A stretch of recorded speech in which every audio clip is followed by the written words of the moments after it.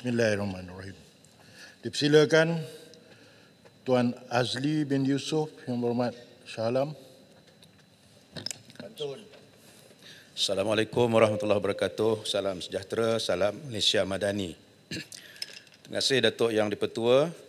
Shah Alam minta Menteri Perdagangan Dalam Negeri dan Kos Sara Hidup menyatakan adakah kementerian membenarkan minyak masak paket bersubsidi yang telah digunakan untuk dijual semula sebagai minyak masak terpakai kepada industri biodiesel, memandangkan terdapat permintaan yang tinggi untuk minyak masak terpakai ini dijadikan sebagai bahan bakar biofuel untuk industri pengangkutan udara.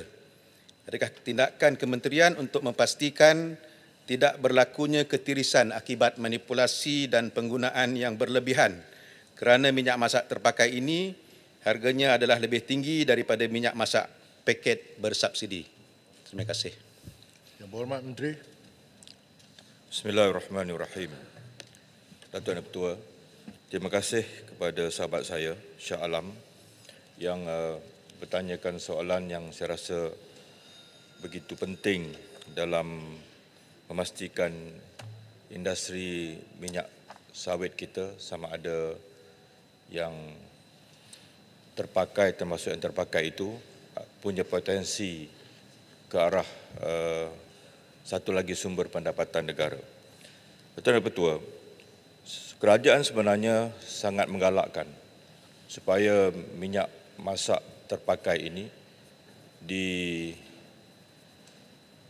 diperkasakan untuk menjadi salah satu daripada sumber pendapatan negara. Malaysia berpotensi untuk menjadi hub ke arah teknologi yang lebih tinggi bagi menghasilkan daripada minyak masak terpakai ini industri seperti biofuel atau biodiesel ini, kerana ia akan memberikan kesan kepada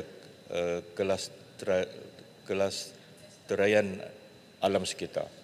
Alam sekitar akan menjadi lebih lestari dengan penggunaan yang bijak dan juga kalau dapat kita jadikan industri ini sebagai suatu yang kita punya satu sistem, ekosistem yang akan boleh kita bangunkan bersama dengan MPIC ataupun Kementerian Komoditi. Maka kita punya polisi 3R iaitu reduce, reuse dan recycle.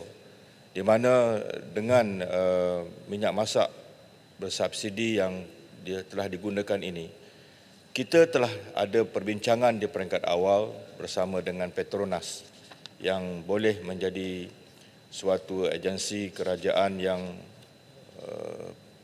membawa industri ini kepada dengan izin economy of scale. Maksudnya boleh memberikan pendapatan kepada negara dan khususnya kepada pembeli-pembeli ataupun pengguna-pengguna termasuklah PMKS dan suri rumah yang sekiranya industri ini dapat kita letakkan dalam suatu platform, maka dia boleh memberikan pulangan yang baik kepada suri rumah, isi rumah dan juga kepada negara. Sama ada kita boleh mengawal atau tidak untuk dalam isu ketirisan, kita ada sistem e-cost di mana kita boleh track daripada kilang, refinery, repacker, pemborong dan peruncit. Dan ini adalah satu cara untuk kita kenal pasti supaya tidak ada mana-mana pihak yang menggunakan kesempatan ini kerana isu minyak paket bersubsidi ini RM2.50 satu paket. Dijual semula itu harga pasaran mungkin boleh dapat RM3.80, lebih mahal sebenarnya. Maka dengan sebab itu KPDN dan juga MPIC akan sentiasa mengadakan hubungan ataupun smart partnership. Kita boleh mensinergikan kekuatan kedua-dua kementerian ini kerana kita ada dari segi ketirisan, saya nak jawab kita ada Akta Kawalan Bekalan 1961 dan MPIC ada Malaysia Biofuel Industry Act 2007 yang boleh kita mengawal industri ini dan memberikan pulangan ataupun manfaat kepada rakyat dalam negara kita. Terima kasih. Terima kasih Yang Berhormat Menteri. Soalan tambahan Yang Berhormat Shah Alam.